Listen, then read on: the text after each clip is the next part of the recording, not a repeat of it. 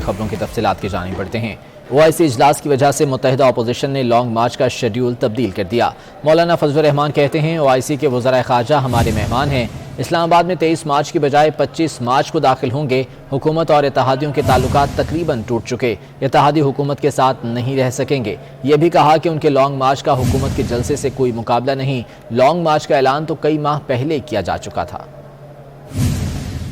23 مارچ کو long march کے حوالے سے پوری قوم کو اور تمام سیاسی جماعتوں کے کارکنوں کو ہدایات دی جا رہی ہیں کہ وہ لوگ 25 مارچ کی شام تک اسلام آباد میں داخل ہوں۔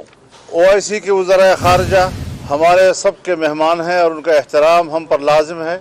ہم نہیں چاہتے کہ ان کے احترام میں کسی قسم کا کوئی فرق آئے اور اسلام آباد میں ان کی موجودگی اور ان کے آنے جانے میں کسی قسم کی کوئی مشکلات نہیں ہونی چاہیے۔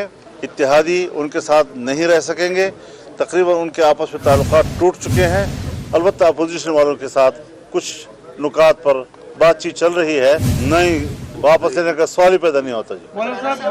کوئی ایسی بات سامنے نہیں آئی ہے۔ ایک بات میں واضح کر دوں کہ ہمارا ان کے جلسے سے مقابلہ نہیں ہے۔ ہم تو کئی مہینے پہلے 23 مارچ کا اعلان کر چکے ہیں۔ مسلم لیگ نون کا حکومت کو ٹف ٹائم دینے کا فیصلہ، بڑے شہروں میں بھرپور جلسے کرنے کا فیصلہ کر لیا گیا ہے۔ لاہور، گوجرانوالہ، راولپنڈی، فیصل آباد اور ملتان سمیت بڑے شہروں میں جلسے کیے جائیں گے۔ میاں نواز شریف نے منظوری دے دی ہے۔ شہباز شریف، مریم نواز سمیت تمام رہنما جلسوں سے خطاب کریں گے۔ مسلم لیگ نون نے حکومت کو ٹف ٹائم دینے کا فیصلہ کیا ہے اور اس سلسلے میں تمام بڑے شہروں میں جلسے کیے جائیں گے۔ تحریک عدم اعتماد پر حکومتی اتحادیوں کے رابطوں میں تیزی آ گئی۔ MKM کے وفد نے اسلام آباد میں اپوزیشن لیڈر شہباز شریف سے ملاقات کی، جبکہ مولانا فضل الرحمان نے ملاقات میں خصوصی دعوت پر شرکت کی۔ اس موقع پر عدم اعتماد اور دیگر امور پر تعاون سے متعلق تجاویز پر تبادلہ خیال کیا گیا اور مشاورت جاری رکھنے پر اتفاق ہوا۔ خالد مقبول صدیقی کی قیادت میں وفد میں عامر خان، وسیم اختر اور معین الحق شامل تھے۔ دوسری جانب بلوچستان عوامی پارٹی کے وفد نے پارلیمنٹ لاجز میں MKM کی قیادت سے ملاقات کی۔ ذرائع کے مطابق ملاقات میں تحریک عدم اعتماد پر آئندہ کے حکمت عملی پر بات چیت ہوئی۔ دونوں جماعتوں کے رہنماؤں میں کاف لیگ سے ہونے والی ملاقات اور اتحادیوں کے مشترکہ چلنے پر بھی مشاورت کی گئی۔ پیپلز پارٹی کا بلاول بھٹو زرداری کی سربراہی میں اسلام آباد کلب میں اہم اجلاس ہوا۔ ذرائع کے مطابق اجلاس میں پیپلز پارٹی کے تمام ممبران قومی اسمبلی نے شرکت کی۔ بلاول بھٹو زرداری کی جانب سے ارکان قومی اسمبلی کو اہم ہدایات دی گئیں۔ بلاول بھٹو کی جانب سے پیپلز پارٹی کے ممبران کو تحریک عدم اعتماد کے حوالے سے ٹاسک بھی سونپے گئے ہیں۔ پیپلز پارٹی کے چیئرمین بلاول بھٹو زرداری کی سربراہی میں اسلام آباد کلب میں اہم اجلاس ہوا ہے۔ اسی بارے میں مزید جان لیتے ہیں، عثمان جاوید ہمارے ساتھ موجود ہیں۔ عثمان بتائے گا اجلاس کا احوال کیا رہا، کیا معاملات ہیں جن پر بات ہوئی؟ دیکھیں، پاکستان پیپلز پارٹی کا بلاول بھٹو زرداری کی سربراہی میں اسلام آباد میں ایک اہم اجلاس ہوا ہے۔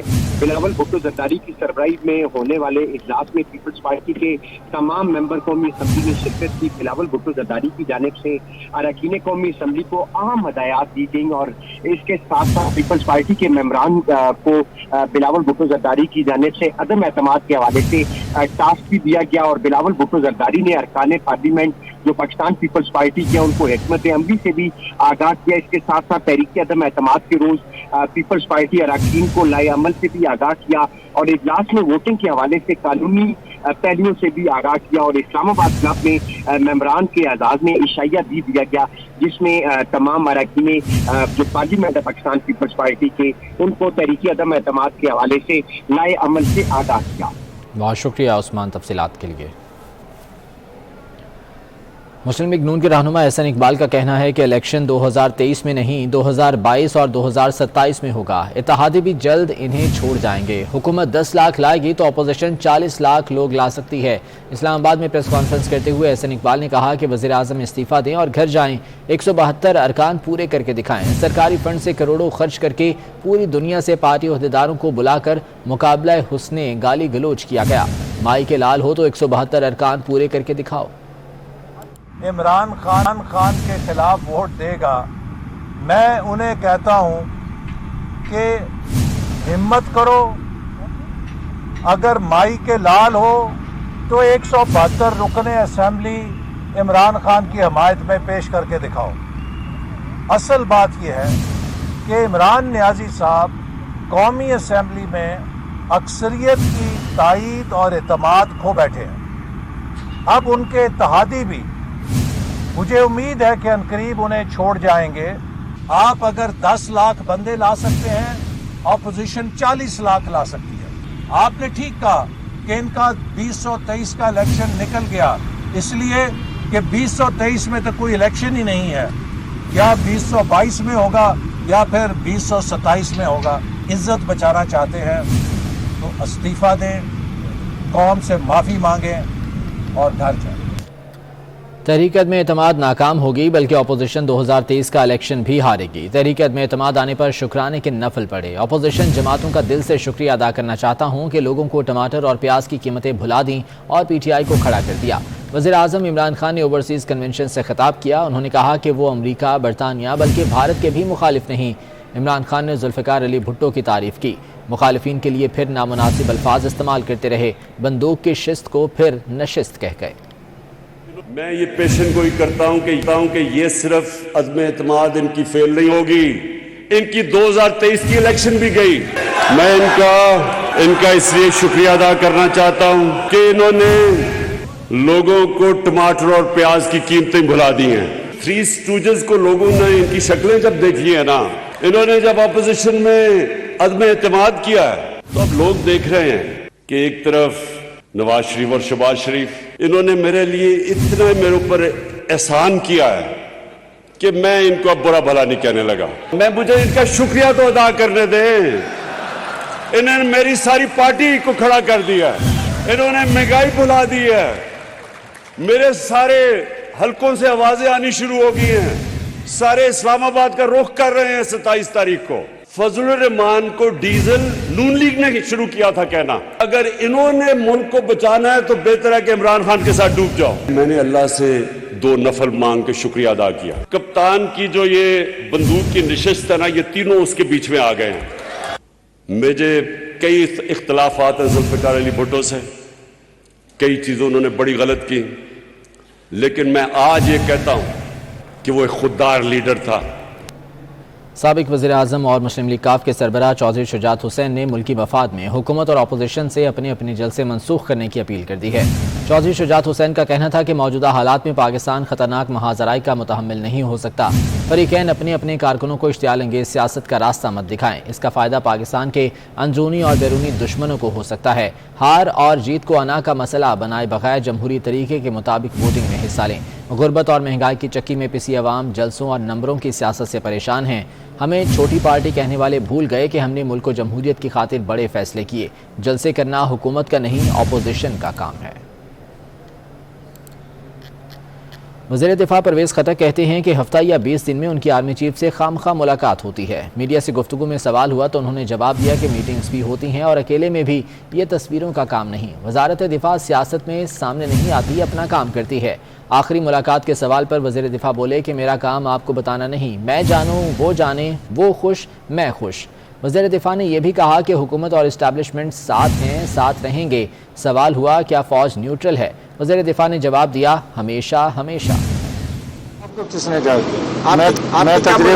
میں تقریباً ہفتے میں یا 20 دن میں خامخواہ ملاقات ہوتی ہے، میٹنگ میں ہوتی ہے اور اکیلے بھی ہوتی ہے، تو میں نے آپ کو تو نہیں بتانا کہ میری ملاقات آج تک نہیں آئی سامنے۔ یہ تصویر اور کا کام ہے۔ ڈیفنس منسٹری ایک ایسی منسٹری ہے کہ اس نے سیاست میں سامنے نہیں آنا، انہوں نے ہم نے اپنا کام کرتے ہیں، تو آپ کو غلط فہمی ہے کہ میری ملاقات نہیں ہوتی۔ آخری ملاقات کب ہوئی ہے؟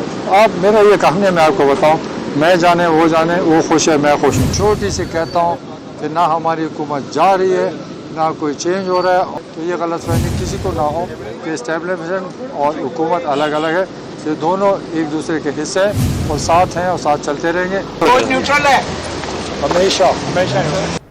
سربراہ تنظیم ایم کیو ایم بحالی کمیٹی ڈاکٹر فاروق ستار کہتے ہیں کہ ایم کیو ایم کو اعتماد کے ووٹ پر نون لیگ سے وفاق میں، پیپلز پارٹی سے صوبے میں وزارتیں چاہیے۔ 7 سیٹوں پر اتنے مزے کچھ نہیں ملے گا، متحدہ کو پہلے خود متحد ہونا ہوگا۔ ایم کیو ایم کو تحریک عدم اعتماد پر ڈاکٹر فاروق ستار نے کیا مشورے دیے، یہ بتا رہے ہیں جاوید قائم خانی۔ اعتماد کے اندر پارٹیوں کو جو ہے وہ اپنے ساتھ کھینچ لیتے ہیں۔ ہمارے ساتھ ایم کیو ایم بحالی تنظیمی کے سربراہ فاروق ستار موجود ہیں، ان سے جانتے ہیں کہ ایم کیو ایم جو ہے وہ اس اسٹانڈ پر کہاں ہونا چاہیے۔ ایم کیو ایم کے پاس قومی اسمبلی کی 7 سیٹیں ہیں، ایک وقتہ ہمارے پاس 25 सीटें थी। हम हुकूमत बनाने में अकेले किंग मेकर होते थे। आज हम PMLQ के साथ, आज हम बाप बलूचिस्तान अवामी पार्टी के साथ, और जहांगीर तरीन का जब वजन आएगा तब ये वोट ऑफ नो कॉन्फिडेंस होगा। MQM अकेले काफ़ी है भाई।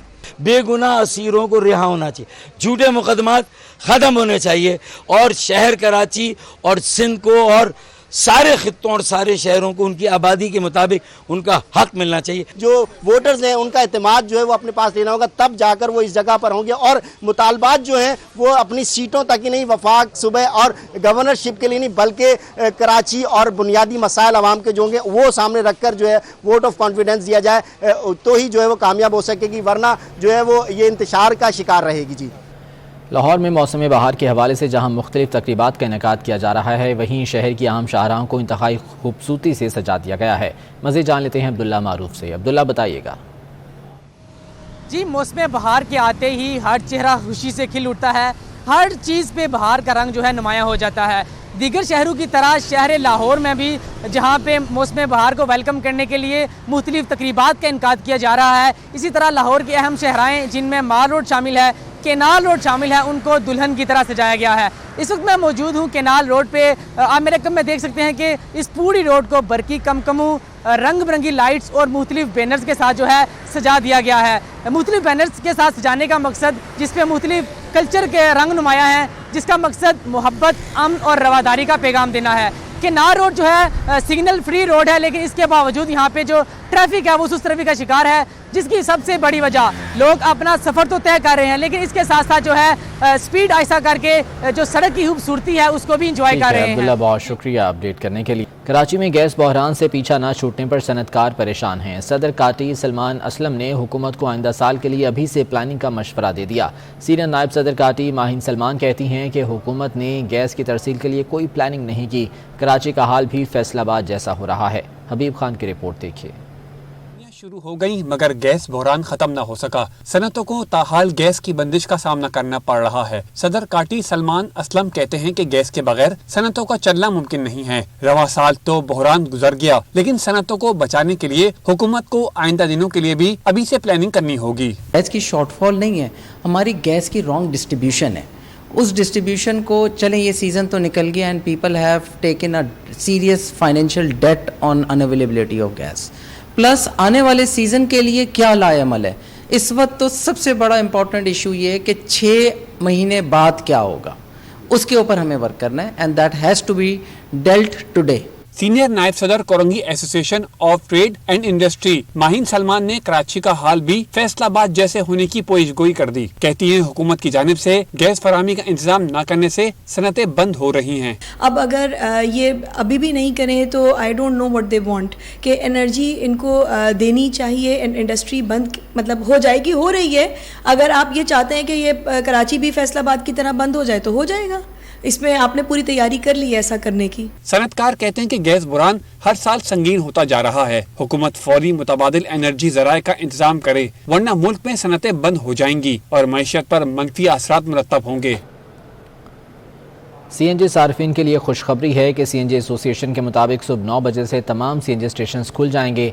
आज से CNG स्टेशन पर CNG मामूल के मुताबिक दस्तयाब होगी। CNG एसोसिएशन का ये कहना है कि सुबह 9 बजे से तमाम CNG स्टेशन खुल जाएंगे और इन तमाम स्टेशन पर CNG मामूल के मुताबिक दस्तयाब होगी।